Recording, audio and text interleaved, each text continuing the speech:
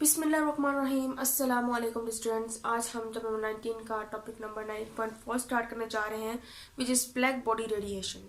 ठीक है, तो हमें पता है कि जब भी हम किसी बॉडी को क्या करते हैं, हीट करते हैं, तो उसके अंदर से रेडिएशन जो है वो क्या होती है, एमिट होती है। ठीक है, इसके अलावा जो रेडिएशन निकल रही है किसी भी बॉडी में से हीट करने पर, तो वो रेडिएशन डिपेंड करती है अपॉन द टेम्परेचर, यानी कि टेम्परेचर कैसा है, हाई है या फिर लो है।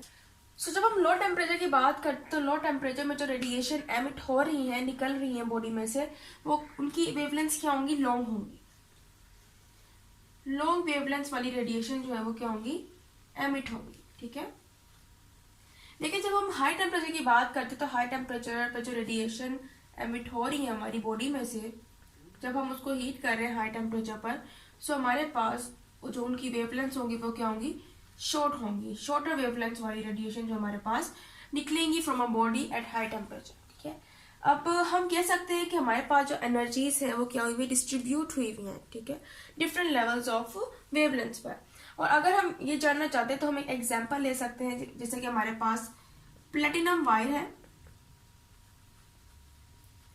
अगर हम इसकी एग्जांपल लें तो फर्स्ट ऑफ ऑल अगर हम इसको हीट करते हैं, सो जब हम प्लेटिनम वायर को 500 डिग्री सेंटीग्रेड पे हीट करते हैं तो हमारे पास इसका जो कलर अपेयर होता है वो हमारे पास होता है डल रेड कलर।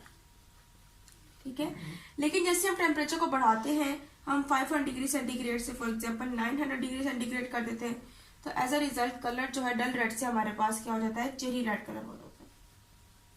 ठीक है, इस तरह मजीद टेम्परेचर को बढ़ाएं हम 1100 डिग्री सेंटीग्रेड पर, हमारे पास जो कलर अपेयर होगा वो होगा ऑरेंज रेड कलर। इस तरह मजीद अगर हम कहते हैं कि 1300 डिग्री सेंटीग्रेड टेम्परेचर कहते हैं हम, ठीक है, फिर जो कलर अपेयर होगा वो हमारे पास कलर अपेयर होगा येलो। ठीक है, येलो कलर अपेयर होगा। इसके अलावा 5 पे अगर हम और इसको टेम्परेचर देते हैं, फॉर एग्जाम्पल हम दे रहे हैं जी 1600 डिग्री सेंटीग्रेड का, सो इस टेम्परेचर पर प्लेटिनम वायर का जो कलर अपेयर होगा वो कम्प्लीटली वाइट हो जाएगा।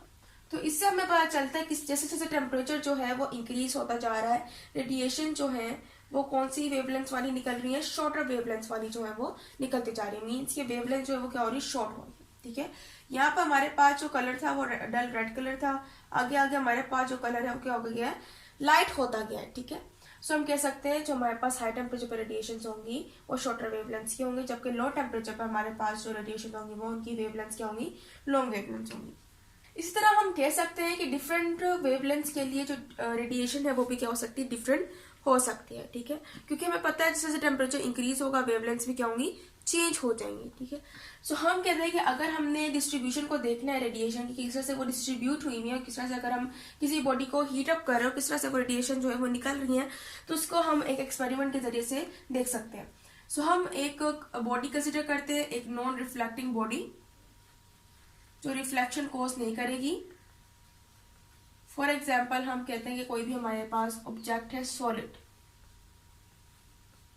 ठीक है, अब हम कहते हैं जो हमारे पास सॉलिड मौजूद है,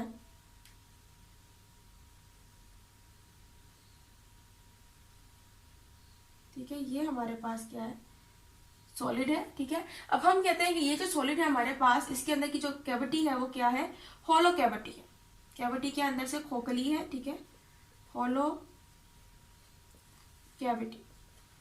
ठीक है, इसके अलावा हम कहते हैं कि इसके साइड पर एक स्मॉल होल भी है। ठीक है, ये हमारे पास एक होल है, और हम कहते हैं जो रेडिएशन इसके अंदर एंटर होगी या फिर कोई भी रेडिएशन अगर इसमें से निकलना चाहेगी, स्केप होना चाहेगी, तो वो सिर्फ इसी होल में से हो सकती है। ठीक है, तो अंदर हमारा जो सारा हिस्सा है वो क्या है, होलो है।